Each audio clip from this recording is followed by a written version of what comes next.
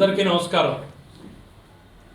జగన్మోహన్ రెడ్డి గారి ప్రభుత్వం వచ్చిన తర్వాత ఈ రాష్ట్రంలో ఆర్థిక వ్యవస్థ నిర్వహణ అస్తవ్యస్తంగా తయారైంది.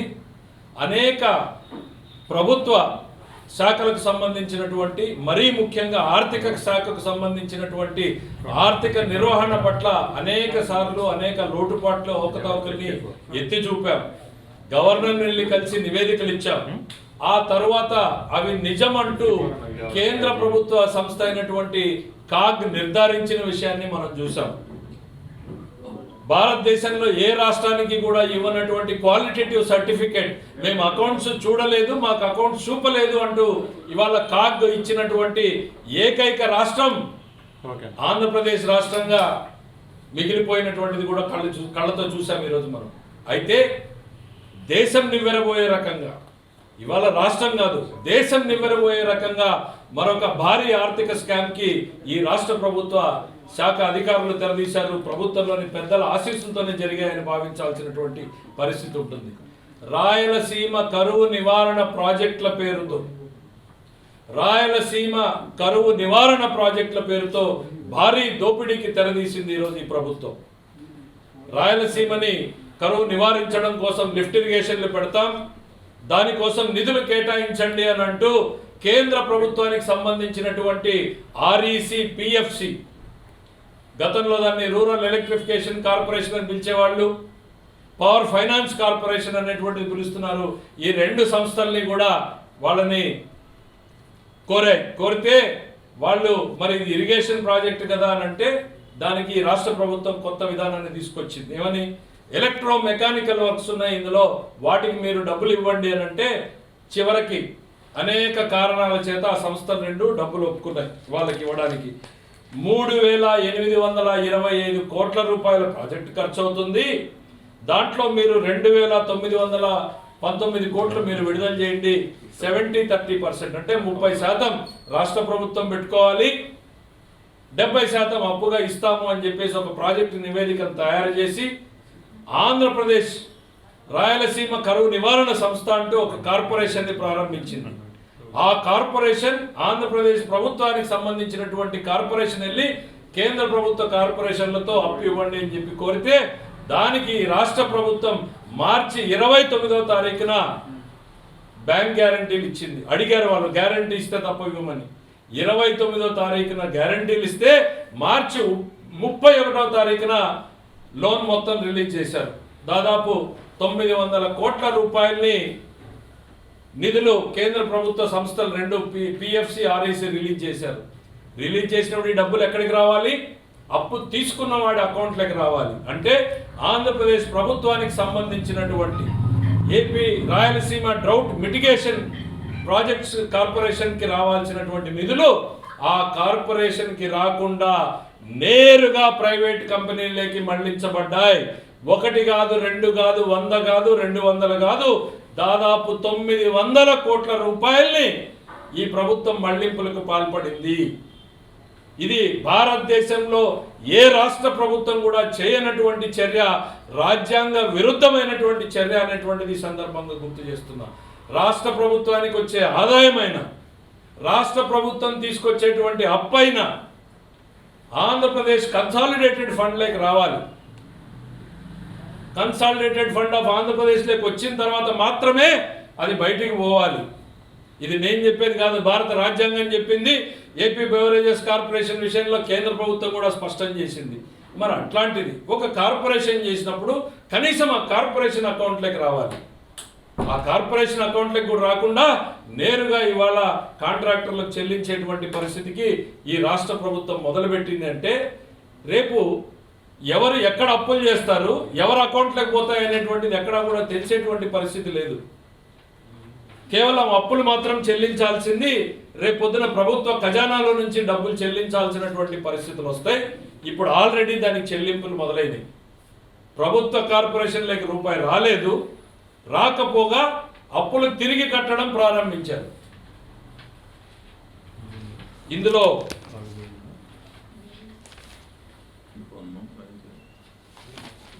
ఈ రాష్ట్ర ప్రభుత్వం తెరదీసినటువంటి భారీ స్కామ్లో పాత్రదారులు సూత్రధారులు వెలుగులోకి రావాల్సినటువంటి అవసరం ఉంది.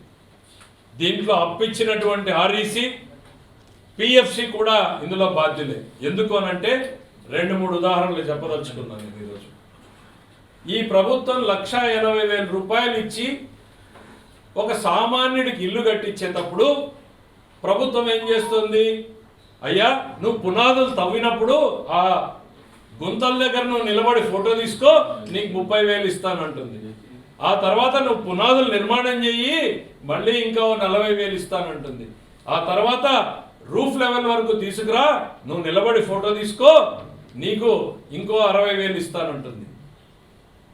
1,80,000 సామాన్యుడికి ఖర్చు పెట్టడానికి ఫోటోలు సహా అడిగేటువంటి ఈ ప్రభుత్వం 900 కోట్ల రూపాయల బిల్లులో లేక నిధులు మళ్లింపు జరిగేటప్పుడు మీరు చెప్పినటువంటి ఎలక్ట్రో మెకానికల్ వర్క్స్ జరిగాయా లేదా అక్కడ అనేటువంటిది రాష్ట్ర ప్రభుత్వం కానీ ఆర్ఈసి కానీ పిఎఫ్సి కానీ నిర్ధారించుకున్నాయా అని నేను అడుగుతున్నా.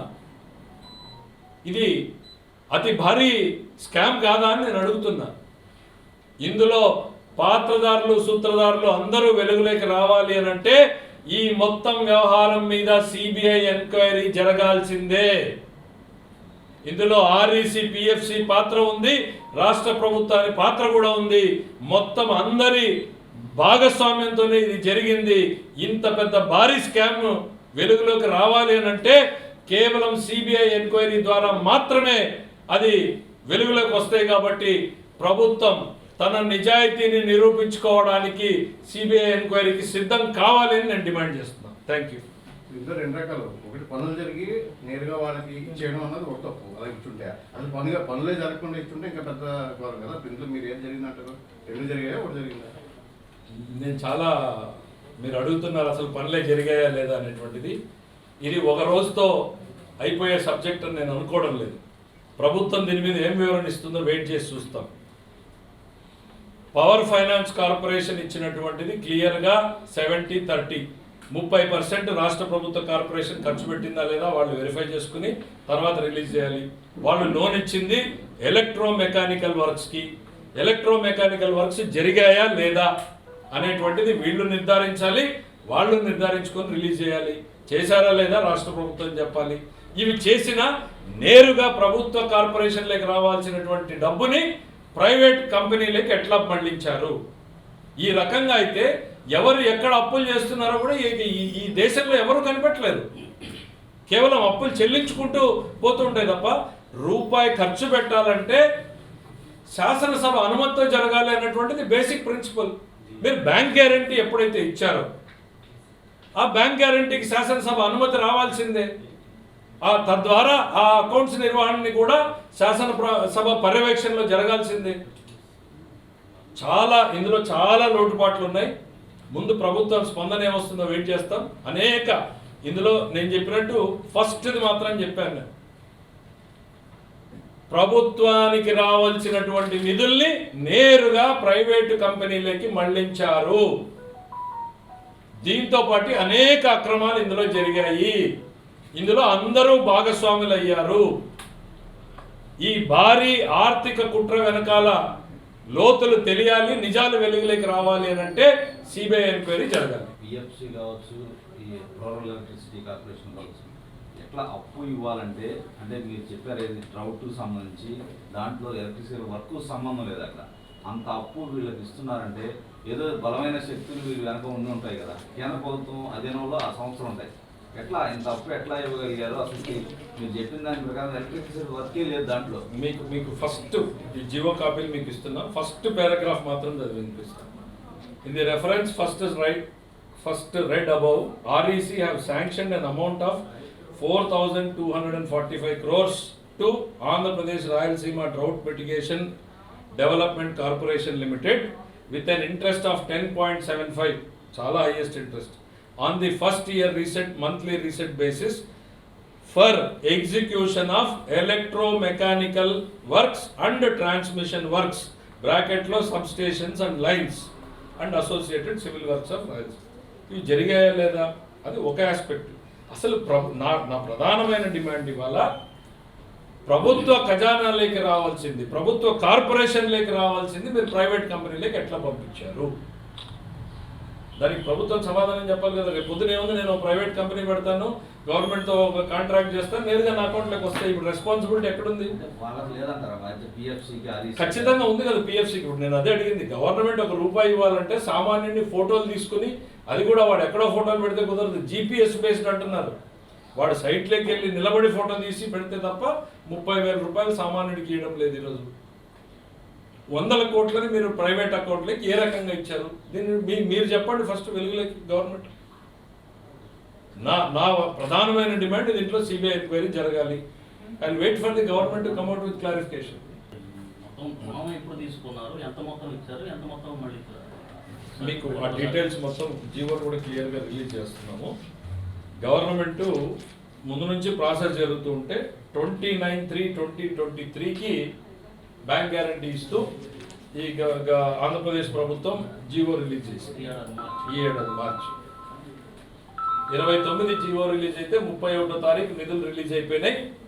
డైరెక్ట్గా ప్రైవేట్ కంపెనీ అకౌంట్లోకి వెళ్ళిపోయాయి 3 రోజుల్లోనే. కరెక్ట్గా చెప్పాలంటే 2 రోజుల్లోనే 29 సామాన్యంగా జీవోలు రిలీజ్ అయ్యి సాయంత్రం 5 గంటల కంటే 30-31 లక్షల మంది ఉద్యోగులకి జీతాలు రావడం లేదు, పెన్షన్లు రావడం లేదు, చిన్న చితక కాంట్రాక్టర్లకి రావడం లేదు, మధ్యాహ్న భోజనం పథకం పెట్టిన వాడికి, గుడ్డు సరఫరా చేసినటువంటి వాడికి, గర్భిణీ స్త్రీల కిట్లకి ఇచ్చినటువంటి వాడికి డబ్బులు ఇవ్వడం లేదు. నేరుగా మీకు కావాల్సిన వాళ్ళ అకౌంట్లోకి నేరుగా వెళ్ళిపోతుంది. Which is against constitution. ఇది రాజ్యాంగ విరుద్ధం. ఈ పనులకు సంబంధించి టెండర్ల ప్రక్రియ జరిగి ఉంటుంది కదా, అది దానికి సంబంధించిన సమాచారం ఏదైనా ఉందంటే ఉందండి. అంటే ఎప్పుడు టెండర్లు పిలిచారు, ఎప్పుడు పనులు ప్రారంభించారు? ఈ వ్యవహారం తవ్విన కొద్దీ చాలా విషయాలు బయటకు వస్తాయి. దీంట్లో టెండర్లు ఎప్పుడు పిలిచారు, ఆ తర్వాత ఎంత పని జరిగింది, ఎక్కడ ఆగిపోయింది, ఆ వివరాలన్నీ కూడా నేను ఇస్తాను. ఇవాళ ఫేజ్ 1 నేరుగా ప్రభుత్వ ఖజానాలోకి రావాల్సిన, ప్రభుత్వ కార్పొరేషన్ అకౌంట్లోకి రావాల్సినటువంటి డబ్బుల్ని ప్రైవేట్ కంపెనీలకి ఎట్లా ఇచ్చారు, దానికి కారణాలు ప్రభుత్వం ఏం చెప్తుందో చెప్పనండి. లేదు అని అంటే సిబిఐ కేసుకి ఇందులో ఫిట్ కేసు అనేటువంటిది అన్ని సాక్ష్యాలని కూడా రిలీజ్ చేస్తుంది. అంటే లబ్ధి పొందని కంపెనీ ఏదండి గవర్నమెంట్ చెప్తుంది కదా. అంటే మీరు నేరుగా ప్రైవేటు కంపెనీల ఖాతాల్లోకి వెళ్ళింది. ఇప్పుడు నేను ఐఎమ్ ఆన్ రికార్డ్.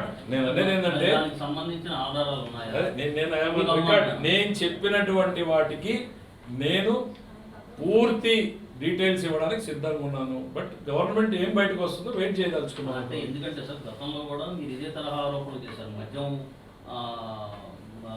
మద్యం మొత్తాన్ని ఆదాయాన్ని అంతా తాకట్టు పెట్టి చెల్లింపులు జరుపుతున్నప్పుడు కూడా ఇదే రకంగా మళ్ళీ తిరిగి ప్రభుత్వ ఖజానాకు జమ కాకుండా నేరుగా వాళ్ళ అగ్రిమెంట్లు రిలీజ్ చేశాను కదా వాడు. దాంట్లో మళ్ళీ ఇంకా ఉద్యోగులు బలవుతారు. మీరు మద్యం గురించి అడుగుతున్నారు. మద్యం దాంట్లో జీవోలో ఏమని ఇచ్చారు క్లారిటీ? మద్యం డబ్బులు ప్రభుత్వ ఖజానాలోకి రావాలి, మరుసటి రోజు దాంట్లోకి పోవాలి. కానీ అగ్రిమెంట్ ఏం చేశారు?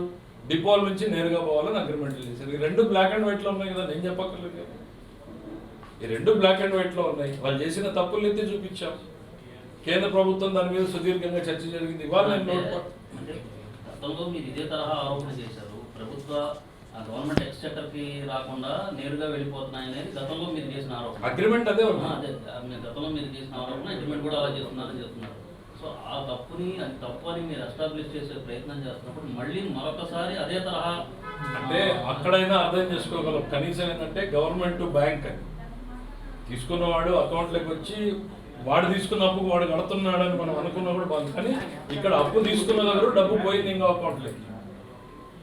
ఇది ఇంకా ఘోరం. ఇది మరీ తీవ్రమైనటువంటి నేరంగా భావించాల్సినటువంటి పరిస్థితి. తప్పకుండా future further course of action దీంట్లో చాలా ఉంటుంది. ఉండకుండా ఎట్లుంటుంది? ఇవాళ మీరు అన్ని ఎగ్జాస్ట్ చేస్తే let government come out with details. Let government come out. ఇది ఈ ఇచ్చినటువంటి జియో మార్చి 29న రిలీజ్ చేశారు. 31న వీళ్ళ అకౌంట్లోకి రావాల్సింది నేరుగా బయటకు పోయింది. సో ఇవన్నీ డీటెయిల్స్ గవర్నమెంట్ ఏమేమి రిలీజ్ చేస్తుందో చేసిన తర్వాత మళ్ళీ స్పందిస్తారు. Thank you.